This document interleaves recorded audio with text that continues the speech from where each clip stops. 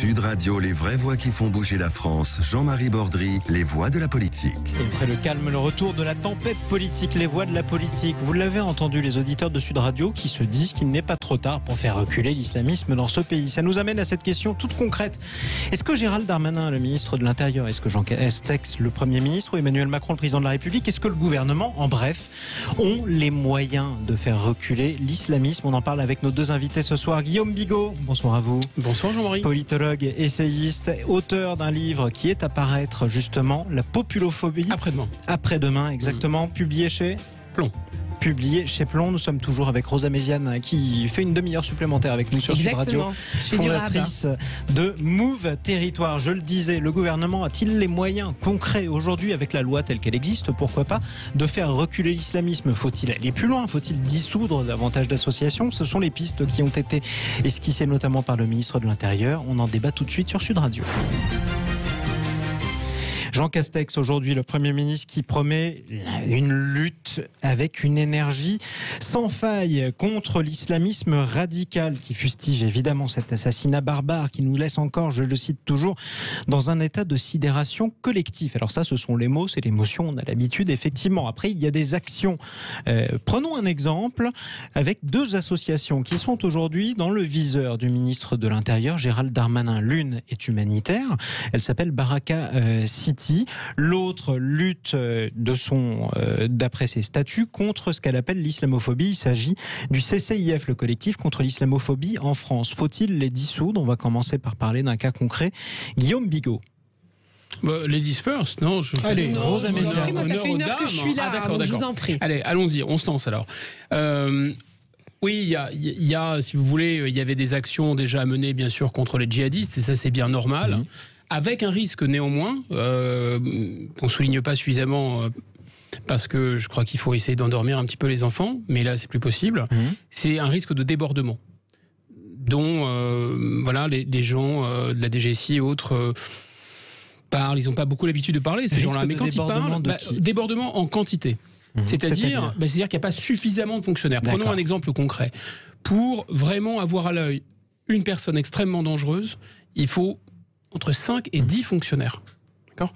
Donc aujourd'hui, il faut regarder, il y a un fichier, le fameux fichier là, de 20 000. À l'intérieur de ces 20 000, il y en a 8 000 qui sont un peu chaud patate. 8 000, il faut multiplier par 10. Voilà, si vous regardez les effectifs de la DGSI, déjà, si vous regardez les effectifs même... Service de renseignement intérieur. Tous les services de renseignement, on est déjà à la limite. Voilà. Et là, on parle bien sûr qu'il y a du renseignement électronique. Bien sûr, il ne faut pas non plus inquiéter tout le monde. Et c'est très efficace. Il y a des moyens. Mais ceci, là, vous parlez les cibles dont vous parlez. Vous parlez du djihadisme. Voilà, le djihadisme. Pour le coup, ensuite, et du terrorisme. Parlons de l'islamisme. Ensuite, j'ai l'impression que le gouvernement sort un peu de sa torpeur. Pas le choix, parce qu'il y a maintenant quelque chose qui ressemble à un dégradé. Parce qu'en fait, si vous voulez, le problème de cette question, c'est qu'on se raconte encore une fois une histoire pour endormir les enfants, c'est-à-dire qu'il y a des parois étanches entre d'un côté les gens qui passent à l'acte, les djihadistes, dont on nous a expliqué que c'était des gens qui relevaient la psychiatrie, etc. Enfin, on n'a pas voulu voir que c'était une idéologie. Et donc les gens qui, croyant à cette idéologie, passent à l'acte. Donc ceux-là sont dans la criminalité. Et de l'autre côté, les gens qui partagent la même idéologie. Parce qu'entre le gars qui a décapité Samuel Paty et Tarek Ramadan, la seule différence, c'est que l'un respecte les lois et l'autre décide de passer à l'acte. Ils ont le même agenda politique, d'accord ? Donc là, on peut considérer qu'il y a un dégradé et que dans ce dégradé, il y en a des plus ou moins sournois, des plus ou moins habiles. Maintenant, ceux qui sont un peu borderline, le gouvernement à l'intérieur de l'état de droit commence à les taper. C'est-à-dire qu'ils se sentent autorisé politiquement à les taper parce que ils se rendent bien compte que le choc sur l'opinion publique, plusieurs choses annoncées notamment par Gérald Darmanin, dont l'expulsion de 200 personnes radicalisées, l'expulsion hors de France. Alors je dis 200 personnes à la louche, c'est plus ou moins, un peu plus ou un peu moins. Alors on pourrait se poser une autre question aussi, s'ils étaient si dangereux, s'ils posaient un problème, pourquoi ne pas les avoir expulsés plus tôt si on en avait les moyens juridiques par exemple? Exactement, d'autant qu'ils sont 3000 parmi les 8000 en fait, des gens qui sont très très à risque. Il y en a pas 200, il y en a 3000 de nationalité étrangère. Donc c'est-à-dire qu'en fait, il y a une procédure aussi dont personne ne parle. Moi, mon ancien patron, Charles Pasqua, l'avait utilisé contre les gens qui étaient dans l'ambassade d'Iran. Les terroristes. Oui, et donc l'arme juridique existe au plan administratif en France. ça s'appelle l'urgence absolue. C'est-à-dire que si vous considérez que c'est une urgence absolue d'expulser un ressortissant étranger, au nom de l'intérêt général, vous l'expulsez dans les 48 heures. Donc il y a 3000 personnes qui devraient dégager en 48 heures. Pourquoi ils ne dégagent pas? Point d'interrogation. En dehors des problèmes logistiques, parce que évacuer 3000 personnes, c'est pas si simple en 48 heures. Ça se fait pas tous les jours. Rose, revenons d'abord sur on va dire les profils les plus dangereux, ceux qui sont concrètement très radicalisés et susceptibles de passer à l'acte. Ouais, alors il faut savoir que nos services de renseignement travaillent beaucoup en réseau aujourd'hui. Et donc, ils ont des éléments, des informations qui émanent d'élus, qui émanent d'enseignants, qui émanent d'associatifs. Et fort heureusement, on ne met pas un type derrière chaque personne. Et que le travail en réseau produit énormément de résultats. Petite parenthèse à ça pour compléter. D'ailleurs, ils ont aussi beaucoup d'informations qui reviennent de services secrets de pays étrangers, notamment ceux du Maroc, par exemple, qui sont assez bien renseignés sur certaines filières djihadistes. C'est ce qui a permis, par exemple, d'arrêter les terroristes du Bataclan, si je ne dis pas de bêtises. Donc bien sûr, alors après, est-ce qu'il faut faire du renseignement comme au Maroc, où c'est quelque chose de généralisé, et c'est peut-être ce qu'appelait de ses voeux Emmanuel Macron la société de vigilance, mais pourquoi pas. En tout cas, il ne faut pas minimiser le travail des renseignements, mais c'est vrai qu'on pourrait encore plus le renforcer.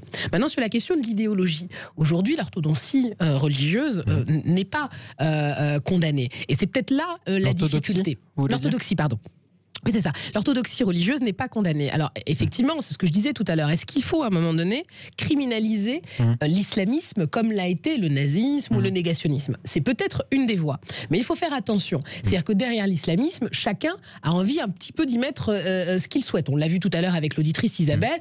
On a expliqué que tout musulman était au final un islamiste. Là, c'est dangereux. Moi, je l'ai entendu. Effectivement, mais c'est vrai que c'est quelque chose qu'on entend. Et on va revenir d'abord sur... si on veut, à un moment donné, criminaliser l'idéologie, alors il faut savoir exactement ce qu'on y met derrière, et puis surtout comment ça se construit dans notre société. Mais petite parenthèse, du coup, on va s'arrêter là-dessus. On va faire un petit arrêt sur image sur votre piste. D'abord, c'est quoi votre définition de l'islamisme? Je ne parle pas du terrorisme, pour le coup, là je parle de l'islamisme. Vous avez dit vous-même orthodoxie religieuse, que vous dites, donc vous dites qu'on pourrait la criminaliser. Alors ça, on commence, à partir de quand on cesse d'être un musulman pour vous, et à partir de quand on commence à devenir un islamiste? Alors écoutez, c'est très simple. Moi, je l'ai dit encore une fois tout à l'heure, et je vais rester très humble par rapport à mon niveau de connaissance. Je pense qu'on ne peut pas s'improviser théologien. En toute transparence. Et ce travail-là, il est à faire avec effectivement des théologiens musulmans, des juristes également, des professionnels de la laïcité. Et si on ne se met pas tous autour de la table pour d'une part définir cette idéologie, mais surtout comment elle s'exprime au quotidien, quels sont en fait les espaces insidieux où elle est capable de s'infiltrer. Et pour vous, c'est quoi par exemple?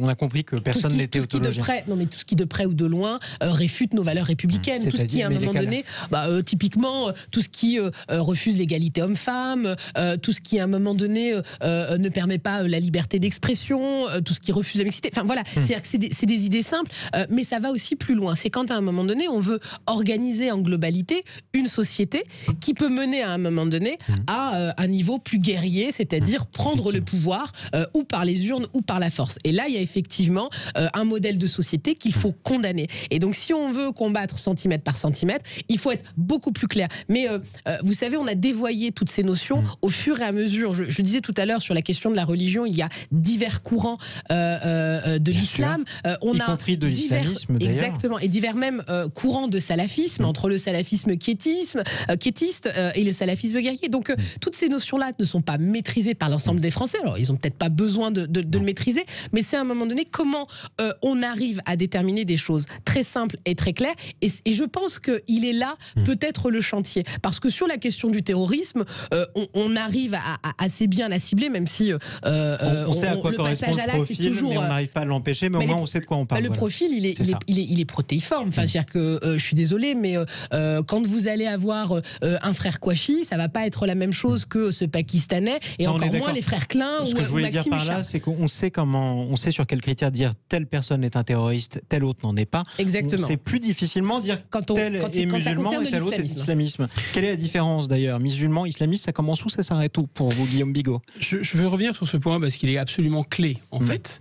Et on se gargarise en disant mais il ne faut pas tomber dans les clichés ou dans le simplisme. Et on cultive un cliché et un simplisme total en fait. Parce que, à nouveau, je reprends cette expression, c'est dormez bien les petits enfants, ne vous inquiétez pas. D'accord? Donc, on va d'ailleurs à la place des musulmans, disculper la religion musulmane. Mais voyez jusqu'où va ce déni. Le déni est un mécanisme psychologique extrêmement puissant. Je vous signale qu'il y a des femmes enceintes qui vont jusqu'à 7 mois, elles ont un ventre comme ça, elles disent non, je ne suis pas enceinte. C'est un déni. Tous les psychologues savent ce qu'est le déni.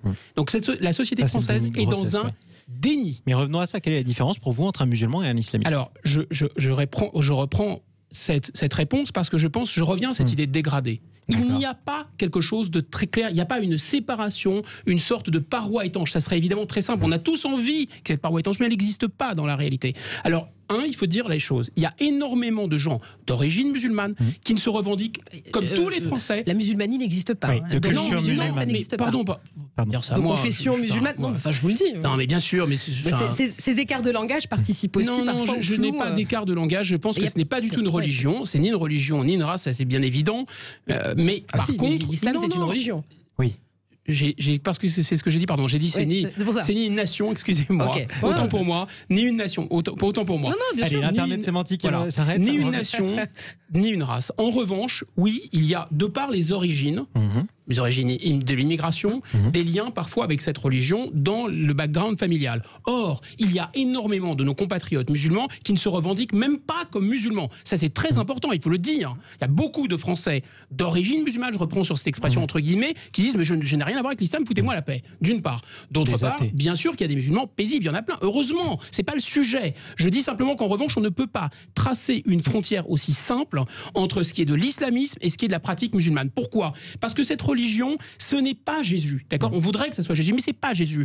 En fait, Mahomet, c'est Napoléon. C'est une religion qui a avancé par la guerre. Et c'est une religion qui a théologisé, qui a tout un discours sur la guerre. Or, c'est aussi une religion qui est très sensible au rapport de force. Dans l'islam, vous avez 3 territoires. Le territoire de la trêve, le territoire de la paix et le territoire de la guerre. Le territoire de la trêve, qu'est-ce que c'est ? C'est quand, finalement, il y a un rapport de force qui est défavorable à l'islam. La religion musulmane, même les salafistes, même les plus fous, disent dans ce cas, on est en minorité, on doit s'écraser. On ne doit pas avancer parce qu'on est en minorité. Deuxièmement, quand on a installé l'islam, on applique la charia. Et troisièmement, on est en territoire de guerre, on est agressé, etc. On se défend, on se bat. Or là, qu'est-ce qui se passe ? Pour les islamistes, c'est-à-dire les radicaux, ils disent « nous sommes en territoire de conquête ». Et pourquoi nous sommes en territoire de conquête ? C'est très simple. Parce que la France n'est plus la France. En réalité, c'est-à-dire que la France n'a plus de sacré. Le sacré, ça veut dire qu'on est prêt à tuer et qu'on est prêt à mourir. Si on n'est pas prêt à tuer et à mourir pour le drapeau, tuer et mourir pour la République et pour la liberté... Et pour la liberté, nous n'avons plus de sacré. Et si nous n'avons plus de sacré, évidemment qu'ils vont avancer. Voilà. Et il faut arrêter ce prêchi-prêcha du rectorat. Mais revenons après, vous allez en parler. Vous allez en parler. Surréaliste. Vous allez en parler justement. On va revenir à la jeunesse d'ailleurs de cet acte terroriste et il y a de quoi effectivement être en colère, mais on va aussi essayer de plancher sur qu'est-ce qu'on peut sanctionner et qu'est-ce qu'on n'a pas encore à sanctionner parce que c'est la question de fond. Donc je vous la poserai à la salle blanche. Vous avez 3 minutes pour plancher. Guillaume Bigot, restez avec nous. Tout comme Rosa Méziane, les voix de la politique reviennent dans un instant. Tout de suite sur Sud Radio. Sud Radio, les vraies voix qui font bouger la France. Jean-Marie Bordry, les voix de la politique. Et quand la politique fait bouger la France, place aux voix de la politique. Avec Guillaume Bigot et Rosa Méziane ce soir, le gouvernement a-t-il les moyens de faire reculer l'islamisme ? Et si oui, quels moyens concrets ? Justement, on a donné 2 minutes à Guillaume Bigot pour continuer à plancher. À partir de quel moment faut-il sévir et jusqu'où faut-il rester tolérant ? Quels sont les propos ou les actes qui doivent pousser, par exemple, soit à faire condamner une personne, soit à la faire expulser le cas échéant ? Et quels sont ceux qui passent encore, qu'on les aime ou qu'on les aime pas ? Guillaume ? Écoutez, il faut prendre en compte un facteur simple qui est profondément ancré dans notre tradition républicaine, administrative, c'est la notion d'ordre public. D'ordre public, simplement, tout ce qui est de nature à troubler l'ordre public doit être interdit. La liberté ça, c'est déjà dans la loi de la laïcité. Sauf qu'il me semble que cette idéologie islamiste, sous toutes ses déclinaisons, sous toutes ses formes, y compris le tablir quiétiste auquel vous avez fait allusion tout à l'heure, c'est-à-dire une orthopraxie très très forte de l'islam qui tend à enfermer, si vous voulez, une communauté sur elle-même, à partir du moment où des gens utilisent, détournent comme vous voulez, ou l'utilisent, ou l'appliquent, on s'en fiche, c'est même pas notre sujet, cette religion pour décapiter des professeurs, mettez-vous à la place de quelqu'un qui est menacé dans sa vie, qui passe à côté d'une librairie islamiste, y compris avec des livres quiétistes, et c'est comme si vous sortiez des chambres à gaz, vous retournez en Allemagne, vous voyez des librairies nazies, au secours. Mais d'où mon parallèle tout à l'heure, mais... Pardon, Rosanne, juste vous dire qu'il me semble semble que, effectivement, je suis assez d'accord avec cette. Tout à l'heure, en filigrane, vous avez dit on a interdit l'antisémitisme, on a interdit le racisme, le négationnisme.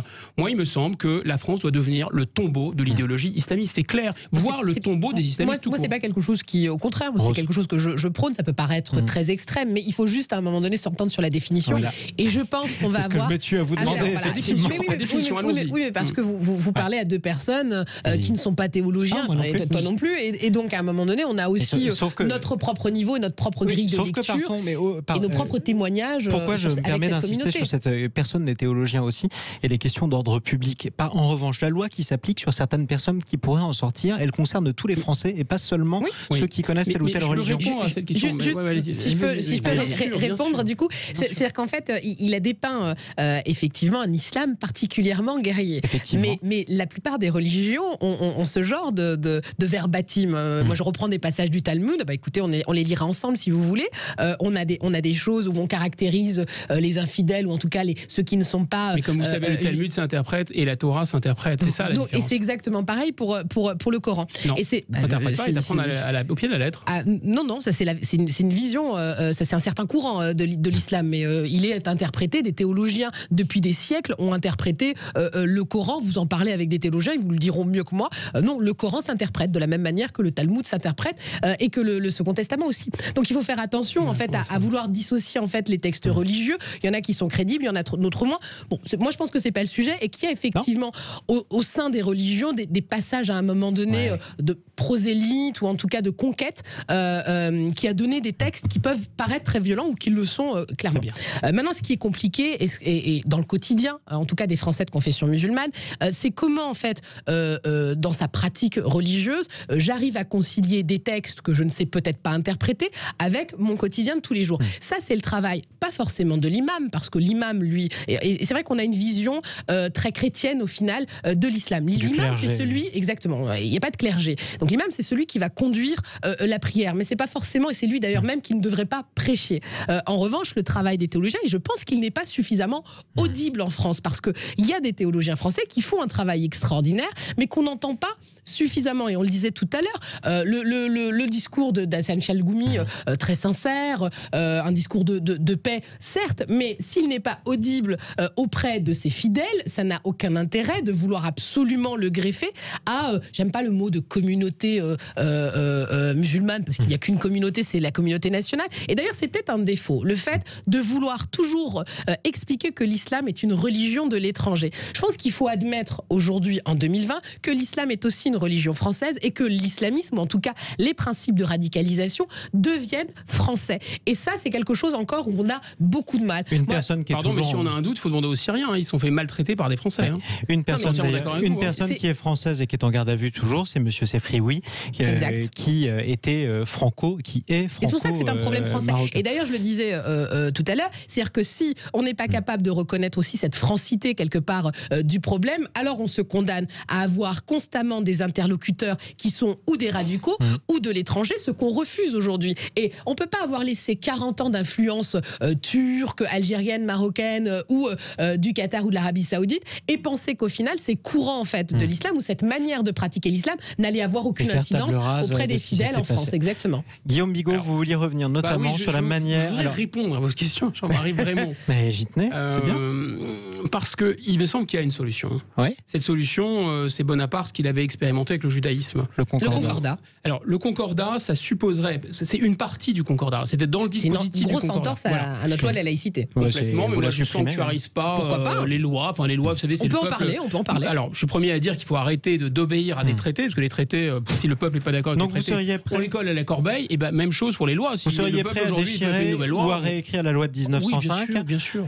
Qui était la séparation de l'Église et l'État, pour que l'État puisse choisir quels imams ou alors quel type d'islam il tolère? Je pense qu'il y a quelque chose qui est intéressant dans la démarche de Bonaparte, dans le Concordat et dans l'instauration, disons, du consistoire israélite. C'est ça dont il est question, la structuration d'une religion qui n'était pas elle-même avec un clergé, etc. C'est ça. Mais c'est pas tellement ça, parce que je pense que c'est un peu fanfaron et c'est un peu d'imaginer que la France, qui est très forte, je suis très grand patriote, a le pouvoir de structurer une religion qui au plan mondial n'est pas structurée. Ça m'étonne m'étonnerait. En revanche, ce qu'on peut faire, c'est faire comme Bonaparte l'a demandé aux rabbins. C'est-à-dire, il leur a posé une question très simple, c'est la question la loyauté patriotique. Il leur a dit, si vous vous retrouvez demain dans une guerre, sur un champ de bataille, face à un juif qui, en face de vous, porte les armes contre la France, vous le tuez ou vous ne le tuez pas? C'est ça la question. La seule question à poser pour faire la part entre les islamistes. Mais je pense qu'aujourd'hui, ça a été le cas. Si on prend Ahmed Merabet qui était devant. Il y a des musulmans qui se font tuer pour la France, mais c'est pas ce que je dis. Mais c'est pas ce que vous dites ça.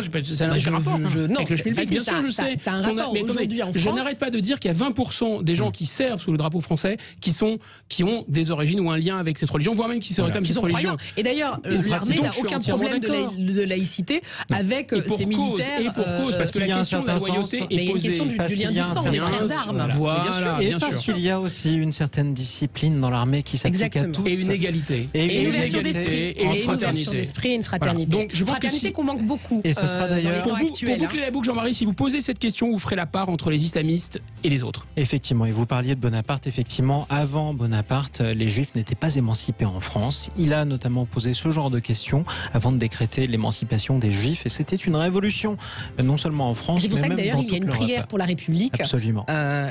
Exactement. Les amis, les vraies voix qui font bouger la France se retrouvent dans quelques instants. Ce sera avec Stéphane Soumier. Place aux entrepreneurs sur Sud Radio et sur Bismart.